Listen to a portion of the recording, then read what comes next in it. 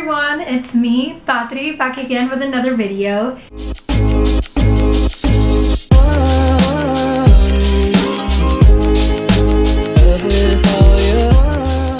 So today I'm going to be talking about all the books I've read this year. I've read a total of 25 books. My reading challenge goal on Goodreads is 50, and I know that's not a huge number, but it's pretty big for me. I didn't read as many books last year. I've already surpassed I think my last 2 years, just because with school and all that I haven't had the time. I've started learning how to make time for all the books I want to read because there's just so many that I need to get to. I am, I think, 3 books behind on my Goodreads challenge, but I'll get to those. And yeah, let's get right to it. I do want to say I do give my books higher ratings because I'm very picky about what I read, and I'm also not, if I picked it, it's because I thought I was gonna enjoy it, and I'm not looking to really tear a book apart.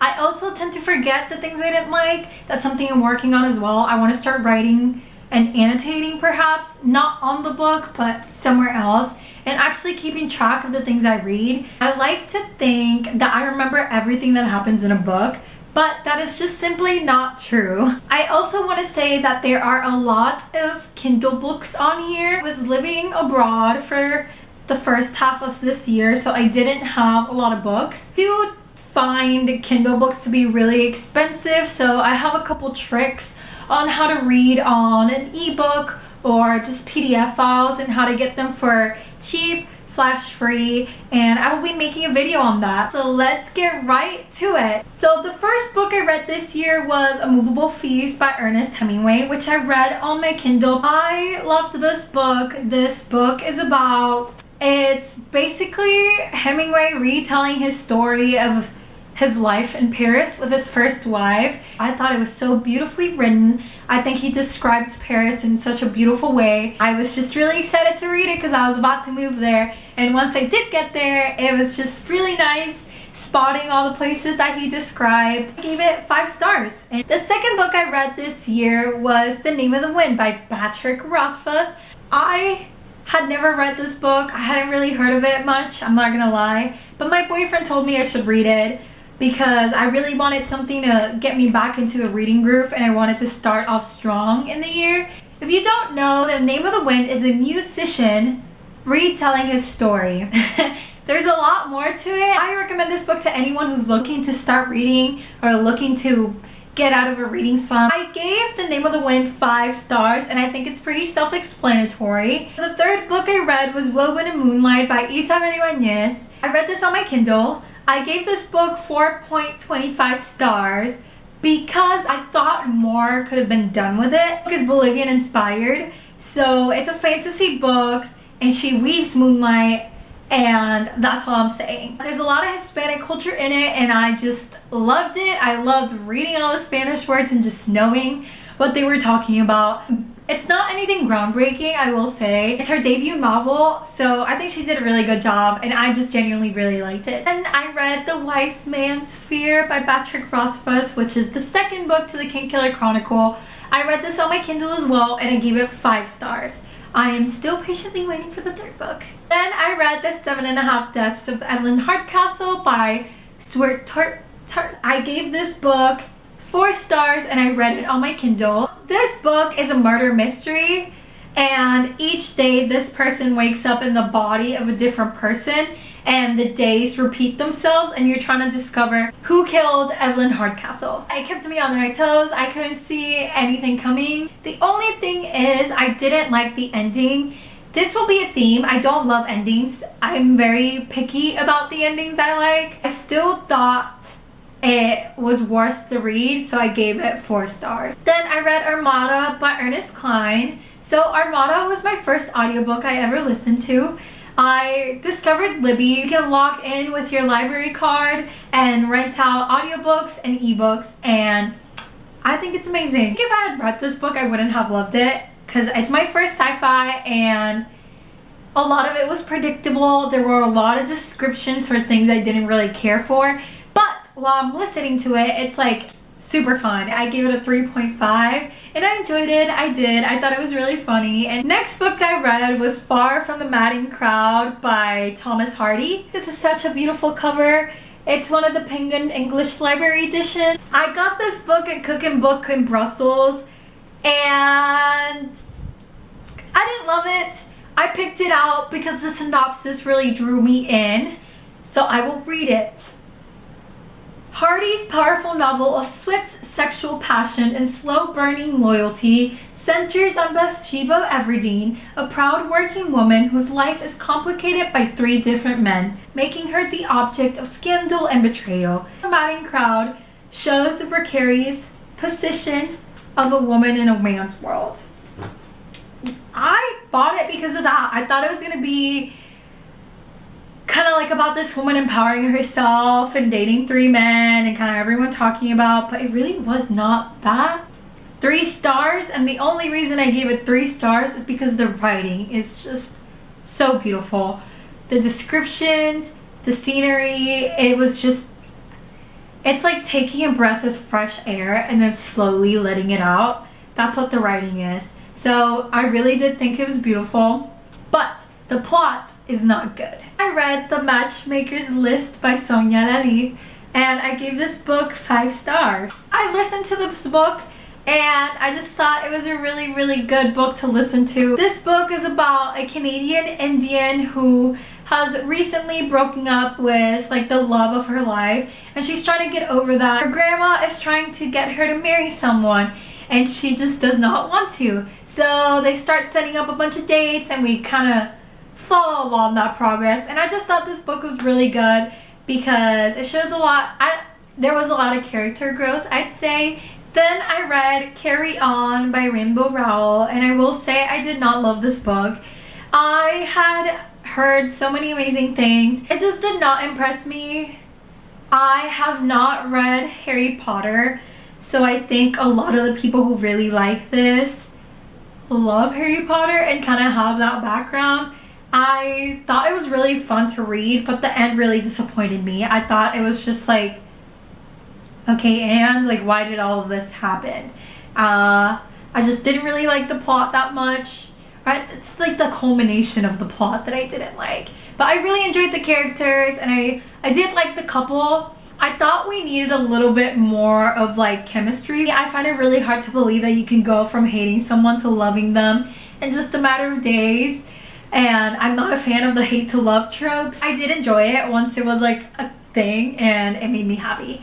I gave this book 3.25 stars. Then I listened to My Not So Perfect Life by Sophie Kinsella. I gave this book 3.75, like 3.5 stars. I was expecting a little bit more out of it. She loses her job essentially and she goes back home to the countryside of England and she starts this glamping business, which is, I loved it. I loved cottagecore. It was just fun listening to that. And her boss comes to her little business and they start a friendship. These past months, with everything going on in the world, I've just wanted funny, easy, lighthearted books that I can just forget about everything else and kind of like just laugh. I read Cooking for Picasso, which I had gotten like the summer before my freshman year of college, and I'm about to be a junior.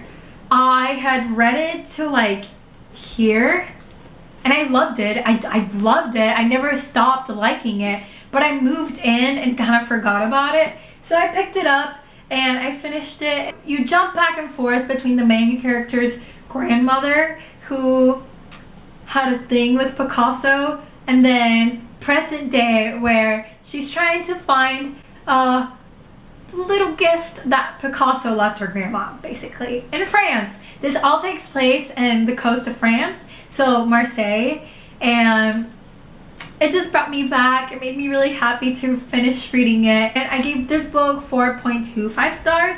The only reason I ducked it a little bit is because I wanted to see more of the present day romance, and then I read my first graphic novel called Si Pala by Audiu Massis. This is such a beautiful book. You can kind of see And then if you see the art style, it's just gorgeous. Like, oh, it's just so beautiful. Look at this art. I really enjoyed this book. I can't really tell you what it's about because it's not clear, but it's basically like these Amazonians. They're like the creation of the world, and Si Paula is the goddess. This is the first volume. There will be more. He has them all up on his website if you want to read it. I can leave a link down below. I think the art is incredible. The story so far has been amazing. And he's actually started uploading the chapters for volume 2. I've been reading Tokyo Ghoul. I am actually really annoyed because I don't have 1 through 5 or 14 through 15 with me. I don't know where they went, but I do have 6 through 9. Tokyo Ghoul is about these creatures who feed on humans. They can't eat anything else but look just like humans, and they're just trying to live alongside humans and the problems that come with that. I really love the main character. He's been through a lot. He holds my heart. First book I gave 5 stars. Second book I gave 5 stars. Third book I gave 5 stars. Fourth book I gave 5 stars. Fifth book I gave 3 stars because I didn't like it. I don't know. It was just a little slower. The 6th one I gave 5 stars. 7th I gave 5 stars. 8th I gave 5 stars. And I read 9th last night and I gave 5 stars. My favorite so far has been the 7th. And I think I would give that like 10 stars. The next book I read, which took me about 3 months to complete because of the big book, and I was reading it with my boyfriend. So we would read at the same time and we weren't allowed to read any other time. I read Lonesome Dove by Larry McMurtry. And it's a really pretty cover. You can't see so well, but the stars shine. And it's a big book. It's 858 pages if I'm not mistaken. But this is like, if I could give it 10 stars I would. But it's definitely a 5 stars. This is such a beautiful book. It does have a slow build. The first like 200 pages are a little bit slower. You are just reading along their days and kind of more for the ambiance. You really get to know the characters. This is my first Western that I've ever read, and it's my favorite book that I've ever read now. Everything they go through, you feel as well. You feel as if you're there. In light of the BLM protest and everything that's going on, I think it's our duty to educate ourselves. I believe in studying systemic racism. I believe in going that extra mile to educate ourselves and be a better ally, because being an ally is something you work on consistently. It's not just something you are. I read So You Want to Talk About Race by Ijeoma Oluo. I don't rate nonfictions because I don't think it's on me to rate somebody else's experience. It's a book for people who already know there is a problem in the United States. It's a book for people who are wanting to further the conversation. She writes with such elegance and eloquence. I understood and completely empathized with a lot of the experiences she described. And I listened to The Girl with the Dragon Tattoo by Steve Susan. I gave this book 5 stars, which I don't think comes as a surprise. I've not read a lot of booktube classics, and I am filming a series of videos where I kind of listen or read to these booktube classics or books that are commonly known, commonly read that I haven't taken part in, and I will be giving my thoughts on them. My boyfriend told me I should read it, and I was a little bit apprehensive to it because I'm not a fan of horror and like gruesome stuff, but it wasn't like that at all. It's more of like a mystery, and there are some trigger warnings involving sexual assault and some gruesome details which I wasn't necessarily prepared for. The last book that I read, which I just finished yesterday, was Once and For All by Sarah Dessen, and I gave it 2 stars. Does that surprise anyone? No. I should have known with a Sarah Dessen book because I used to read these when I was younger, And even when I was younger, I thought they were cheesy and sometimes cringy, but I remember enjoying them still, and I just wanted something a bit funnier than what I've recently been reading. And I wanted a love story and romance and all the cute stuff, but I didn't really get that. I didn't hate the book at first. The writing style wasn't that bad. I was actually surprised. I was like, oh, I think I'm gonna like this. She spent too much time on her past boyfriend, which was a very tragic event in her life, but I think they jumped back and forth too much. I think they should have just described it in like 3 chapters maybe, and then the rest of the story let her develop with the love interest. I didn't like it. I felt like there was no plot. I was looking for something where I could experience the love story. As you can see, I read a little bit of everything. I have classics in there, manga, graphic novels, fantasy, romance, contemporary, just all the good stuff. I hope you guys enjoyed this video. Give it a thumbs up. Please subscribe. Comment if you've read any of these books or if you're planning to. Have a nice day. Bye!